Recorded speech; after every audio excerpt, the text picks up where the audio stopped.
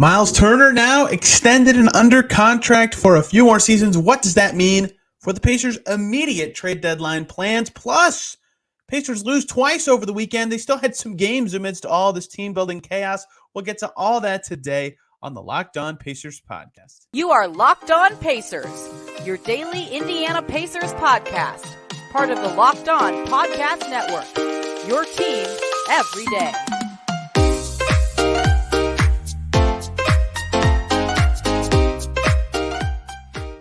Welcome in to another edition of the Locked On Pacers podcast, where we, of course, talk about the Indiana Pacers. As always, my name's Tony East. I cover the team for Forbes and SI, and today, diving back into Myles Turner, the contract extension. If you want the high-level details, the quick reaction, here's what you need to know. Here's how they did it. Bonus Saturday podcast for you to go listen to if you want how it affects their trade deadline. Today is the podcast for you. We'll get into what it changes for the Pacers in the next 12 days as they lead up to that February 9th deadline, before at the end of the show talking about the Pacers' battles with the Bucks and the Grizzlies. Why do the Pacers keep getting Bucks-Grizzlies weekend duos? Those two teams kicked their butts, and they did again this weekend. And tomorrow, Dave Sorrell from Miller Time Pod is going to join us to cover every ripple effect from this Turner extension. I'm talking big man rotation, trade stuff, Pacers cap space in the summer, everything. It's going to be awesome. Today we'll still stay at the strategy level, just so we can really dive in tomorrow. And hopefully this becomes official soon enough so we can get on the record information from several members of the team. But either way, let's dive right in today to Turner stuff at the trade deadline, because it's all sorted now, right? The Pacers core guys are set in. Tyrese Halliburton's got another year under contract, and then restricted free agency, or even maybe a big extension before that. Benedict Mathurin, all the rest of the starting five is locked up for several years. Basically, every guy who plays in the Pacers rotation, except for Oshae Brissett, has multiple seasons under contract or team control left now that Turner is in the mix. And that sort of sets your scene for your trade deadline now as the Pacers is you kind of have your long-term stuff set in, which means you can look at this two different ways. And it's kind of muddied because they just lost to the Grizzlies. They're now 11th in the East, right? It's very hard to say that a team 11th in the conference outside of the play-in picture should be going for substantial upgrades. And so you kind of weigh those two factors together, that they have all this stuff locked up and together. And the reason that they're bad despite having a locked up team is because they have a lot of young talent. And so you marry all those facts together now that Turner is a part of this group. And I think the most noteworthy stat to start talking about this is the Pacers net rating with all three of Benedict Mathurin, Tyrese Halliburton, and Myles Turner on the floor. That's plus 14.4 in 321 minutes. Insanely good. Pacers are 20-14 when those three guys play together, or all play in a game. Excuse me. That's very good, even if the team is struggling this season. So you start thinking about the fact that they have their stuff in order, their ducks in a row, their core on long-term deals. And you think about the fact that they're two most promising young players, and the two that if you started to build a core, you'd start with those two, fit very well with Myles Turner. And you go, okay, they have something cooking now. Now what do they do? Here's what I think that this Turner extension does. They're now sorted, right? They don't have to do anything the rest of the season. They could roll into the offseason. Maybe they try to re-sign Oshae Brissett, maybe not.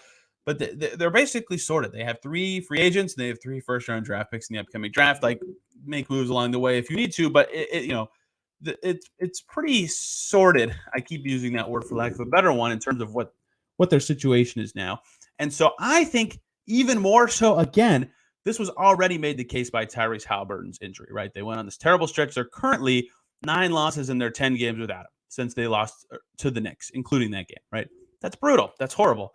And so that kind of lends you to think more long-term, right? You're losing. You don't need to be going for shorter-term upgrades this season. The playoffs look like they're definitely out of the picture now that you've fallen to 11th, right? If you're the Pacers, Tyrese Halliburton's injury already pushed you away from shorter-term moves. Now that this Turner thing is done and the team is stable and has all their dudes locked up, it makes even less sense to do that kind of thing this year, because you know what your team is. You need to be thinking long-term around your long-term pieces. It makes no sense to make a really smart, long-term, savvy move and sign Myles Turner to a contract extension, then immediately do a short-term maneuver that sort of fights with the timeline you've just created. Yes, Turner's extension isn't super long. It's only 2 additional seasons beyond this one, but this season is what it is already. They have their team locked up. They have their situation locked up. This Turner extension is certainly a long-term move. It bridges them through into Halliburton's next contract, right? All this sort of stuff that I think if you head into this trade deadline with the Pacers at where they are now, with the 3 expiring, 3 picks coming in, the rest of your team all in a row, you have to still think long-term. And I have to reiterate this because I think this is the most important part of talking about thinking long-term. That does not mean, and I think this often becomes a synonym, and it shouldn't be. People can conflate long-term and seller. That is not the same thing. Selling can be a part of a long-term picture, right? Some teams, like Orlando with Terrence Ross, selling him would be a part of their long-term picture, right? Eric Gordon in Houston, every vet on a crappy team. Pacers aren't at that level of crappy, right? First of all. And second of all, that's not the only definition of long-term thinking. There are other ways this can go. Long-term thinking is getting an already very good player like Shai Gilgeous-Alexander for Paul George, for example. That also came with a bunch of other stuff. But things like that happen all the time where you can still get a young, talented player that fits your timeline in a long-term thinking move. So the Pacers can still go get guys who are, and this fits the Kevin Pritchard MO perfectly, but are young and under team control. And that's sort of been his thing in trades anyway, right? He very rarely just has Kevin Pritchard acquired a player in a trade that doesn't have much time left on his deal or is super old, right?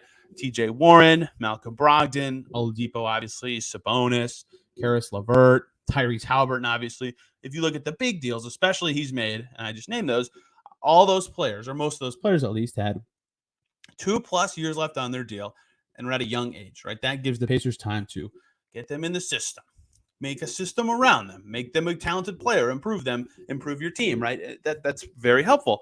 And you get a lot of flexibility when you have your team structure set up in that way, right? So it seems like now that Turner is extended like this, now that Halliburton's injury has sort of made a clear focus on who this team really is right now, that everything suggests the Pacers should be thinking longer term at the deadline, but not be the thinking longer term that involves selling, if that makes any sense. There is a way to bridge that gap, and it is hard. That is the hardest situation to be in, is trying to improve your long-term situation without just blindly acquiring draft capital or trading away stuff for picks. And again, if they find the right price for some of their pieces, maybe they would go that direction in a deal or two. But I just think that the longer-term picture has become more and more important every step of January, essentially. And any way that they can think long-term is now even more important with their team in the situation that they're in, because Sellers is just ruled out. What's the point, right? You're in 11th. You have your team locked up. Like, unless you're just shutting guys down, you're not going to be bad enough when all of them are healthy and playing. And if you get to a point where you're like, well, we don't want these guys to be healthy and playing, what are we even doing here? Their core guys are 22 and 20 years old. If you're shutting them down, you're doing a disservice to absolutely everybody. So they got their ducks in a row and sorted out. Now step 2 is getting it all together, right?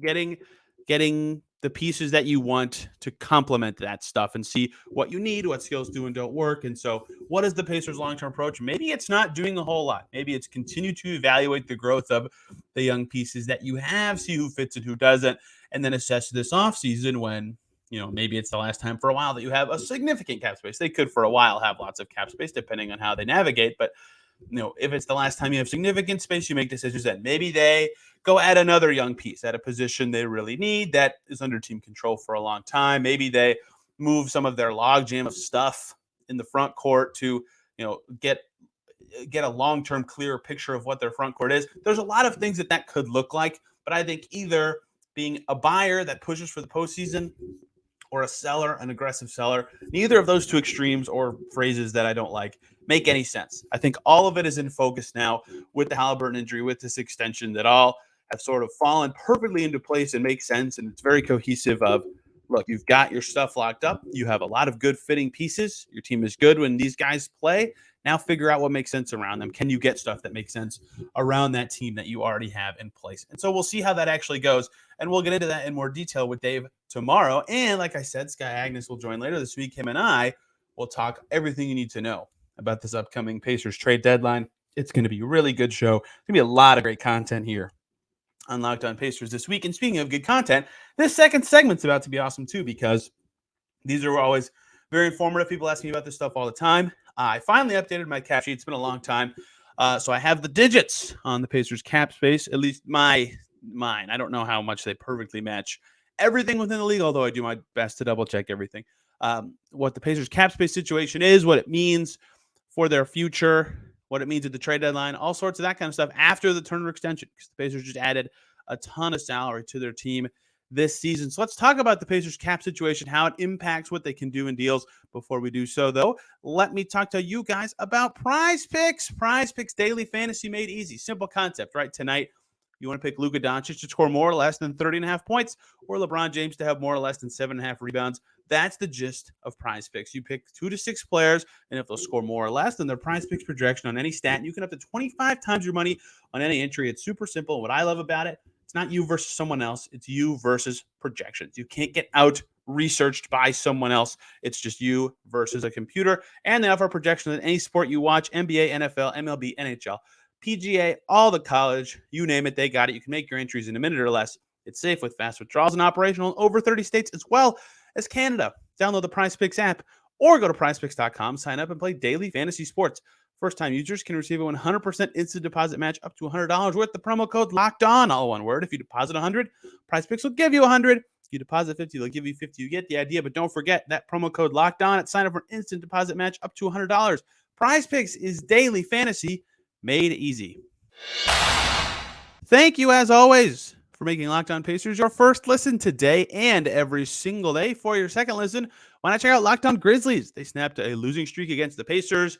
There was some John in the middle of the game. What happened between the two teams? How did the Grizzlies get back on track? They relied on their stars. Holy cow. Season high in minutes for John Morant and Jaren Jackson Jr., to name a few. Let's talk about cap space, all the fun stuff. I hadn't updated my sheet in a long time, mostly because I lost the access to Microsoft Excel. So I've had to kind of finagle my own way to track cap numbers, but I don't have it in a little nice, easy to see and understand sheet for fans. I finally updated that as well. Took quite a few steps. Like I had to remove like Nate Hinton's cap hold. Langston Galloway was still on there. I was way behind. But anyway, it's all caught up. So what happened since like O'Shea Brissett's contract became fully guaranteed, James Johnson's contract became fully guaranteed, and then the big one, of course, this extension that is also a renegotiation of Myles Turner's deal that brings his contract up to the maximum base salary plus bonuses that he can have under his structure this season. That adds quite a bit of salary to the Pacers books. First big takeaway is kind of relevant to anything you think about for the Pacers, something I've talked about quite a bit on this show.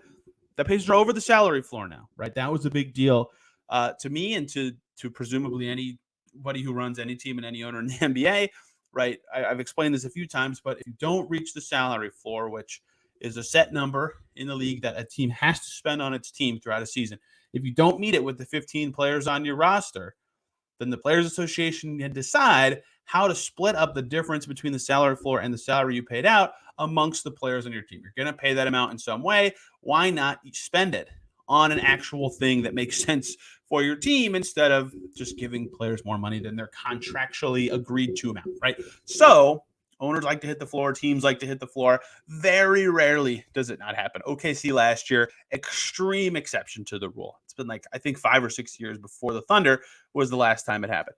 So Turner's extension, by adding $17 million this season, again, without the official digits, that is what's been reported, the max contract. Now, adding that $17 million this season takes the Pacers over the salary floor. There you go. So they don't have to now think of ways to be creative to add salary at the deadline in a way that they might have had to with Turner on the team. I think that is salary cap minutia takeaway number one, is that, like I mentioned in the first segment, it is possible that now that they don't have to take in any money, they could just use the team that they have, evaluate their guys, evaluate who fits with who, and then reassess in the summer. But they still do have cap space, which is also an important takeaway here because they still can do stuff. They actually still, I believe, without double checking, have the second most cap space in the league behind San Antonio, who has a ton now. And San Antonio is probably pretty happy that they can now be the team that can up their price on any salary dumps or anything like that. But the Pacers still have some space, right? With their 17 guys plus cap holds plus the wave and stretch of those guys they got in the Brogdon trade. Nick Stauskas, John Morgan, Malik Fitz. Right now, my projection number is they have about $8.9 million in additional cap space. And so what that means heading into the trade deadline is similar to what it meant when they were having much more cap space. In the past, what it meant is, they had closer to, 25 million in cap space. When they had closer to 25 million, they could have just taken in somebody who makes that much money. They could have made crazy imbalanced trades, right? They could have traded a $7 million player for a $30 million player straight up, right? The other team saves a bunch of money. The Pacers get a more expensive player, but they could have gotten assets to do that. Now, they can't do that level of imbalanced trades, but they can still do imbalanced trades where they send out, a $7 million player for a $15 million player. That would normally not be legal for salary matching purposes, depending on team context, but it is legal for the Pacers to do so. So that is one way they can use their space. They also still have Lance Stephenson's cap hold kind of in their mix, in their sphere, aura, whatever they had. Tyreek Evans is still listed on their Spotrac page as well. I think they'll have to get rid of that one to officially do the Turner extension whenever it becomes official. Anywhoomst, they could slash Lance Stephenson's cap hold at any time, which if they need to, they would, to get even to like closer to 11 million in cap space if they need to. That's very easy to do. It costs you nothing to do so. You could still sign Lance at any time if they ever really wanted to. So effectively, if you want to think about it that way, they could take in 10 million in salary at the trade deadline. And if that's one of their ways to, get another asset or continue their long-term vision that they've, clearly been approaching this whole season, then maybe that's something they do. Like, for example, guys that you think about a lot in trades, or guys that I get asked about a lot, like Daniel Tice, Goga Batadze. Like, if they cut Stevenson's cap hold, they could trade Daniel Tice for like a $17 million player. Maybe that $17 million player is someone the Pacers really want. That's, of course, great. But maybe it's somebody that is kind of a crappy contract that another team wants to get rid of. The Pacers could get an asset along with that crappy deal to make that move, right? That stuff is still possible. It was possible before the Turner extension, but now it's possible at a much smaller scale. There's not as giant, huge salaries that they can take in without giving up very much. They have to actually think about what makes sense and balance it out a little bit. There's still some yin and yang there.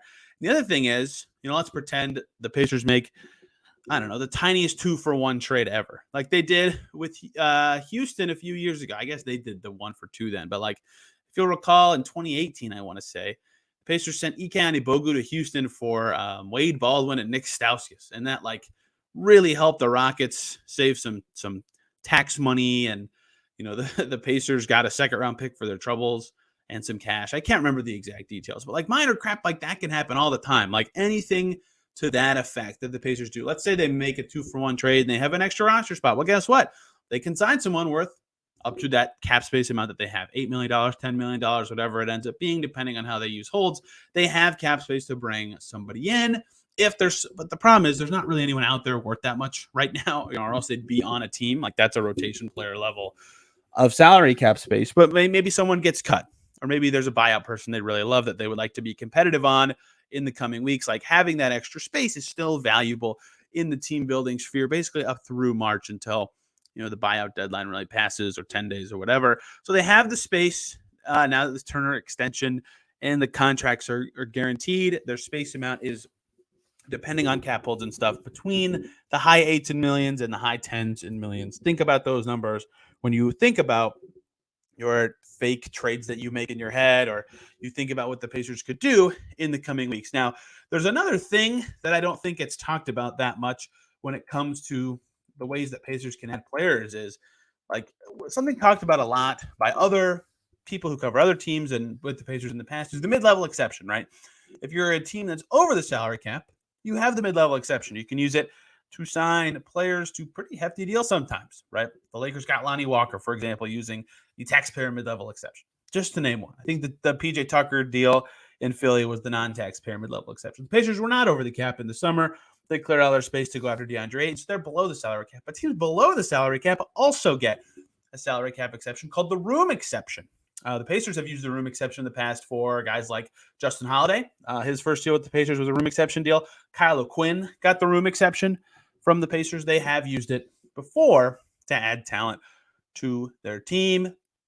That is separate from their cap space. They cannot combine the two, but it's about a $5 million exception that is also worth a lot. And it doesn't prorate the same way minimum contracts prorate. So it could be a useful tool for the Pacers if they end up wanting to add someone on the buyout market or something like that later on in the season.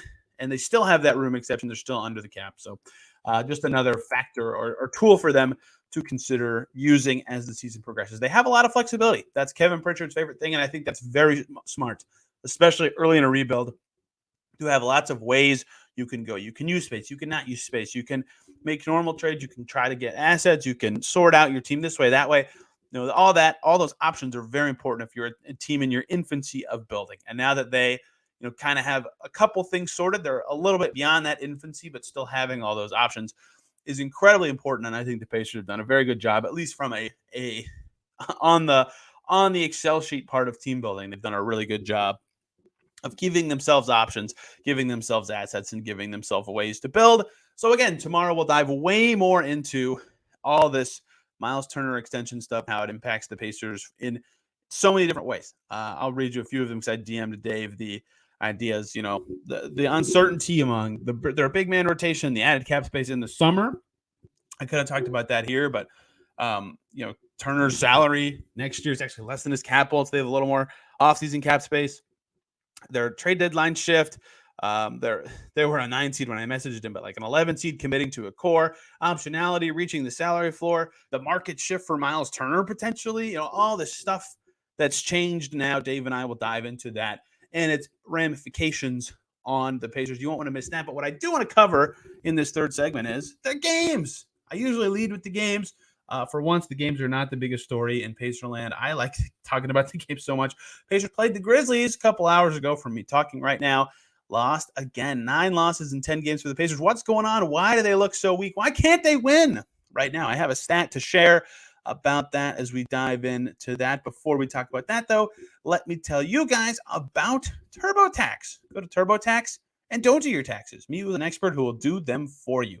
TurboTax experts can relieve you from the stress of taxes and file for you so you can do, well, not taxes. Show your eyes things that are not taxes. Unpack a moving box full of not taxes. Taste not taxes. Sing not taxes a lullaby.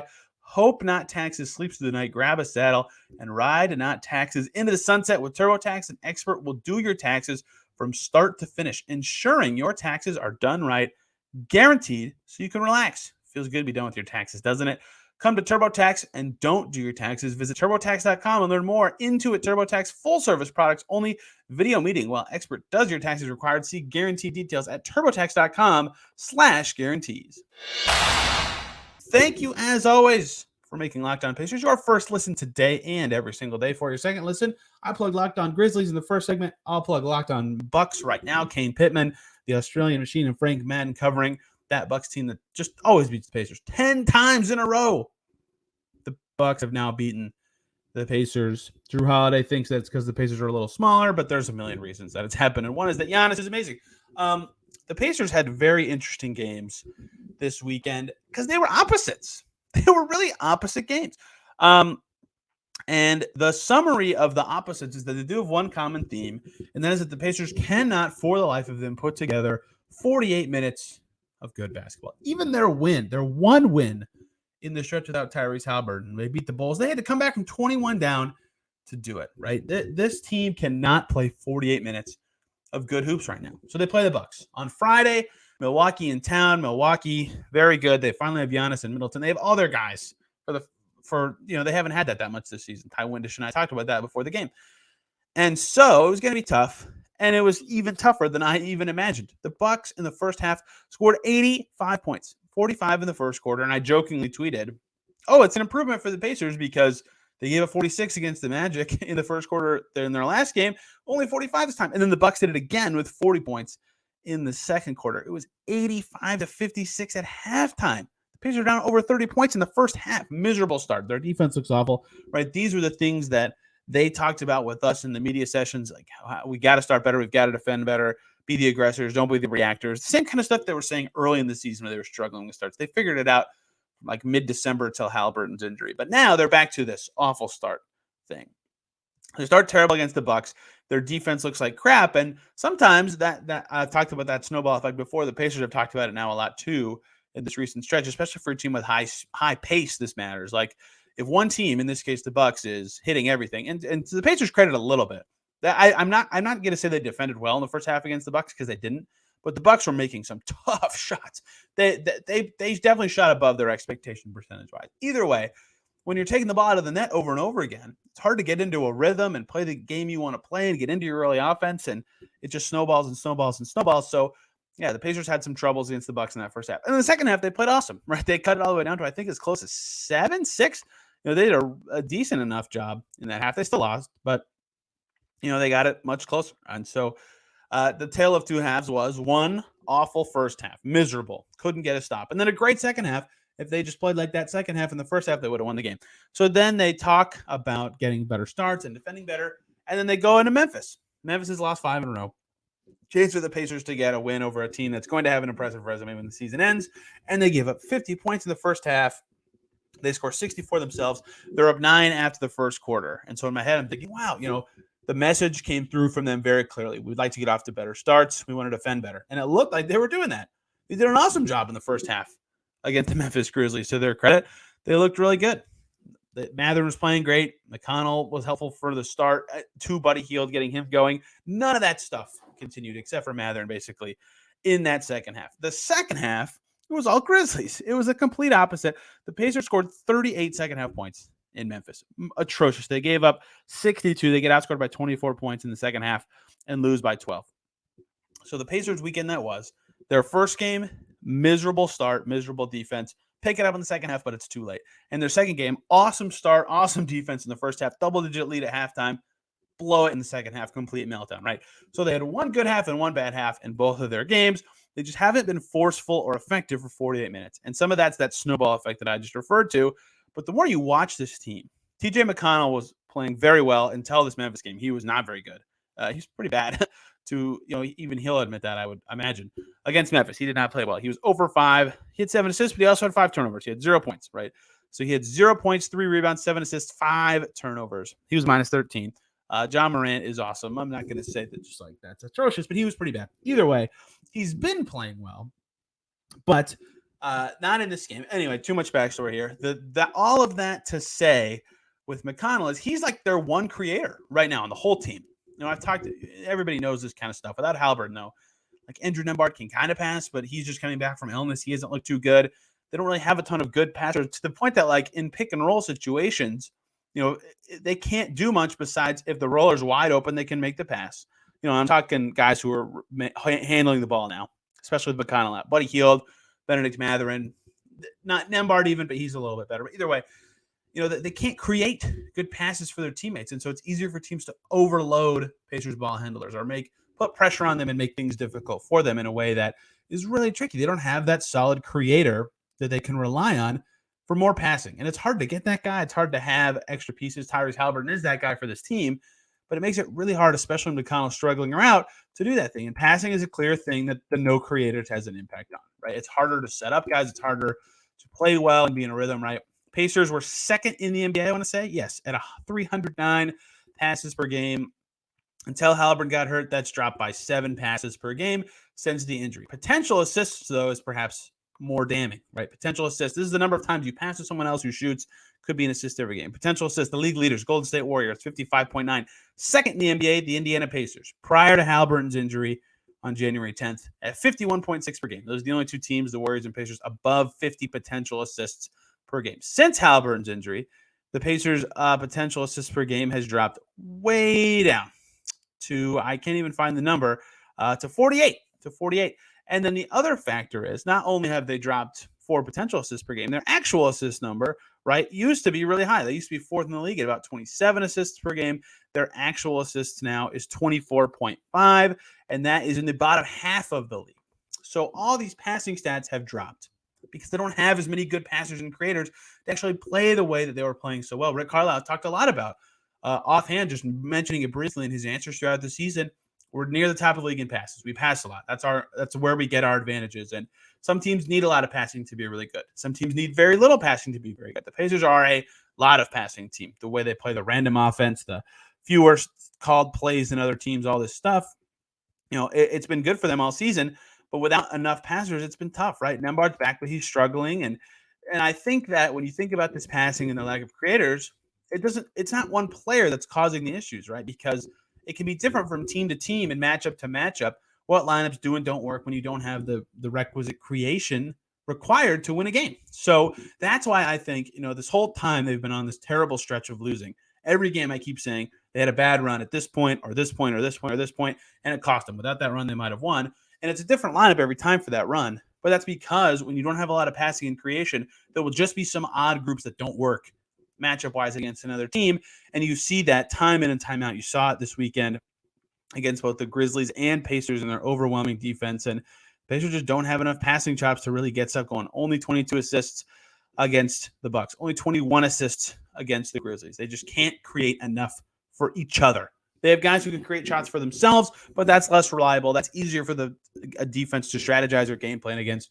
And so without Tyrese Halliburton, the Pacers just don't have enough creation for others. I think that was known, but I think that was very much exposed this weekend. Speaking of this weekend, some guys are okay. Chris Duarte looks way more comfortable and confident, even though he's still having some off games. Myles Turner, the $60 million man, was pretty good against Milwaukee, especially. Was okay in Memphis. Right, TJ McConnell was good against Milwaukee, but not too much against Memphis. But, man, Benedict Mathurin looks good right now. I think he's got 5 20-plus point games in a row, 27 tied for his third highest of his career in Memphis. He's playing a ton of minutes. This move back to the bench has been wonderful for him at this exact moment. So Pacers have to move the ball better and more often. They have to figure out ways to improve their passing ability with the players that they have, and they've really got to improve their defense. Their defense has really struggled in the last couple weeks or so. Hard to overcome, but the good news, Tyrese Halliburton potentially close to returning. He talked about hoping for early February on JJ Redick's podcast and sort of hinted at it not being a super long absence in some interviews with Jeremiah Johnson. And he posted on his own Instagram earlier today. He said back soon with a picture of him on the bench cheering on his teammates. So who knows when he's actually back or not, but hopefully soon for the Pacers' perspective. And for him, they play the Lakers and Kings this week, his former team, and a team that everybody loves to play against. Perhaps he would like to be back for those games. So we'll see. We'll have all the coverage you need for the Pacers this week here on Locked On Pacers. Dave Sorrell tomorrow, Scott Agnes Wednesday, previewing the Lakers Thursday, talking Lakers, talking Kings, Sabonis return. Holy cow, maybe Tyrese Halliburton's named an all-star this week. There's so much to cover in Pacer land during this week, and we'll have it all here on the Locked On Pacers podcast. Small plug for those of you interested. Very cool story I wrote prior to the Myles extension stuff. Giannis, when he was in Indy, so he got announced as the captain of the Eastern Conference All-Star team. On Thursday, his first game since that was Friday in Indy. He was asked by Bucks TV and website reporters, "Hey, how's that feel? Do you get over it? Do you ever take it for granted?" He says, "No, I never take it for granted." And Giannis went on to explain that there was a moment he had in Bankers Life Fieldhouse, his 6th ever NBA game, where Lance Stevenson got the ball in transition, ran down the floor, weaved in and out, cut right through Giannis and dunked. And Giannis thought, am I ever going to be strong enough to keep up with these strong, fast, insanely athletic players when Lance Stevenson did that dunk? And now he's a 7-time All-Star himself. I wrote up the whole story, got a video of it. It's on Pacers SI if you would like to check it out. It's really interesting. And Giannis is a joy to talk to. So I hope you'll enjoy that story and see videos of Lance dunking when the Pacers were really good in 2013. Till then, thank you all for listening. I'm on Twitter at TEastNBA. This podcast is on Twitter at Locked On Pacers. Thank you all a ton for listening. Hope you had a fantastic weekend. We will see you tomorrow.